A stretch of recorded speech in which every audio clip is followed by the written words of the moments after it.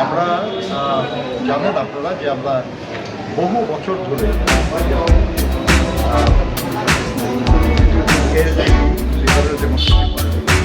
তাদের সঙ্গে আমরা পরবর্তী পর্যায়ে যুব প্রজন্মে আমরা একসাথে কাজ করি এবং এই দলের যারা প্রধান যারা আছেন তারা একসময় আমরা একসাথে কাজ করি। তো খুবই সক্রিয় ছিল এই দলটি যুবপথ আন্দোলনের সময় রাজপথে দেখেছেন আপনারা। তো আমরা যাদের সঙ্গে আমরা যুবপথ আন্দোলন করেছি তাদের সবাইকে নিয়ে আমরা আলোচনা করছি। আমাদের লিয়াজে কমিটির দুটা ভাগ আছে, আপনারা জানেন যে এর আগে একদিন দুইটা জোট এবং নির্বাচনী সহ আমরা কথা বলেছিলাম, আপনাদের সামনে এসেছিলাম এবং অন্যদিকে আমি খসরু মাহমুদের বিষয়টা সহ তারা আরও কিছু জোটের সঙ্গে দলের সঙ্গে কথা বলছে, তারা আপনাদের সঙ্গে কথা বলছে। আজকে আমাদের যে আমি সেলিমা রহমান, আব্দুল মিন্টু সাহেব এবং শাহজাহান সাহেব, আমরা যে এই টিমটা যাদের সঙ্গে আমরা ডিল করি তার মধ্যে এলডিপিটা শুধু বাকি ছিল, ওনারা অন্য প্রোগ্রাম ছিল সেদিন, সেই জন্য হয়নি। তো আজকে আমাদের মিন্টু সাহেব চিটগঙ্গে আছেন, সেলিমা আপাকেসের জামাত শরীফ আমাদের একজন নেতা মারা গেছেন এবং শাহজাহান সাহেব থাইল্যান্ডে চিকিৎসা। এই জন্য আজকে ওনারা কেউ উপস্থিত নেই, কিন্তু আমাদের এই প্রত্যেকটা মিটিংয়ে আমাদের দলের মহাসচিব মির্জা ফখরুল ইসলাম আলমগীর আজকেও তিনি উপস্থিত ছিলেন। আর এলডিপির পক্ষ থেকে তাদের মহাসচিব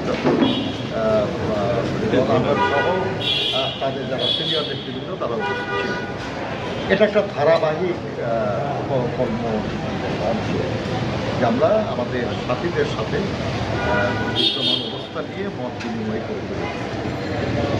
তো স্বাভাবিকভাবেই দেশের বিদ্যমান রাজনৈতিক, সামাজিক, অর্থনৈতিক এসব পরিস্থিতি নিয়ে আমরা আলোচনা করেছি, মত বিনিময় করেছি, পরস্পরকে বোঝার আমরা চেষ্টা করেছি যে আমরা কীভাবে এটাকে দেখছি।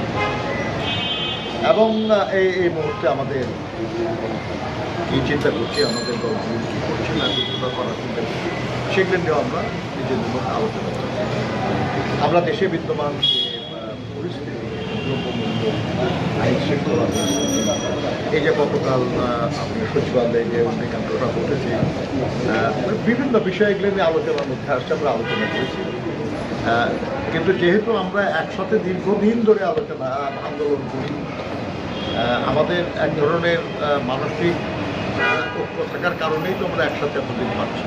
কাজে যে আলোচনাই আমরা করেছি সেসব আলোচনায় আমরা মোটামুটি সব কিছুতেই একমত আছি এবং আমরা মনে করি আর কি যে আমাদের এই আলোচনা অব্যাহত থাকবে।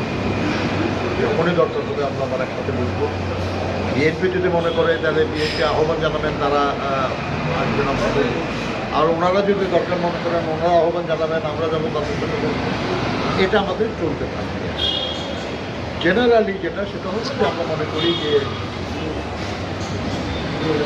দীর্ঘদিন লড়াই সংগ্রামের ধারাবাহিকতায় গত জুলাই আগস্ট মাসে যে ছাত্র শ্রমিক জনতার অবস্থান, এর মধ্যে দিয়ে আমাদের দেশে ফ্যাসিবাদের পতন হয়েছে। জনগণ একটা দুঃসময়ের একটা কাল এটা অতিক্রম করতে পেরেছে, কিন্তু যে লড়াই ছিল আমাদের এতদিন, সেই লড়াইটা শুধুই ফ্যাসিবাদের পতনের লড়াই ছিল না। লড়াইটা ছিল আমাদের দেশের মানুষের গণতন্ত্র, গণতান্ত্রিক অধিকার পুনরুদ্ধারের, যাতে করে তাদের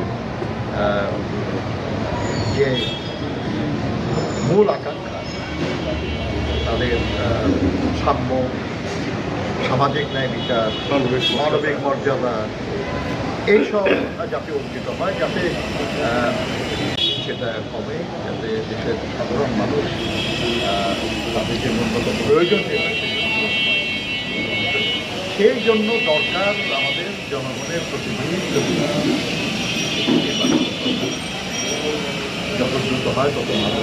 কিন্তু সেটা করার জন্য যা যা করা দরকার সেটা কাজ চলছে, আমরা সহযোগিতা করছি এবং আমরা আশা করব যত দ্রুত সেটা সম্পন্ন করে জনগণের ক্ষমতা, জনগণের হাতে।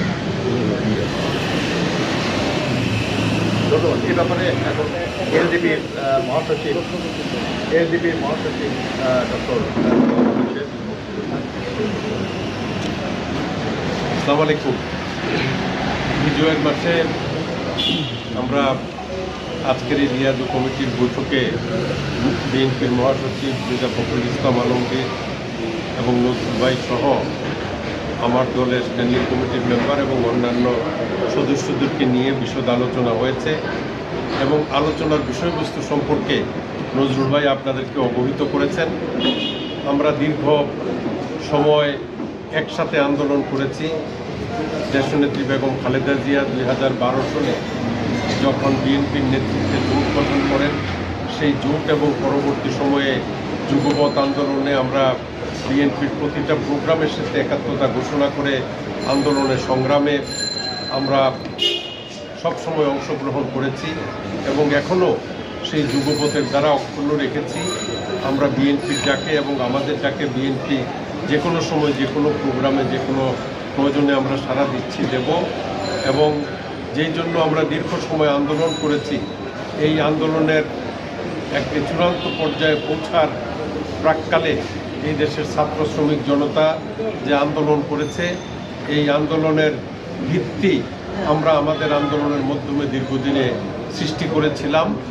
তো সেই আন্দোলনের মাধ্যমে আজকে স্বৈরাচার পতনের পরে আমাদের যেই উদ্যোগগুলো দেশে রাষ্ট্র কাঠামো গঠনের জন্য প্রয়োজন, সেই জন্য সামগ্রিকভাবে বিএনপির নেতৃত্বে আমরা তাদের সকল পদক্ষেপকে সমর্থন দিয়ে এই দেশে রাষ্ট্র কাঠামো পুনর্গঠনের জন্য যে উদ্যোগ বিএনপির পক্ষ থেকে গ্রহণ করা হয়েছে, সেগুলোও আমরা বাস্তবায়নের জন্য তাদেরকে সর্বাত্মক সহযোগিতা দেব এবং তাদের পাশে থাকব।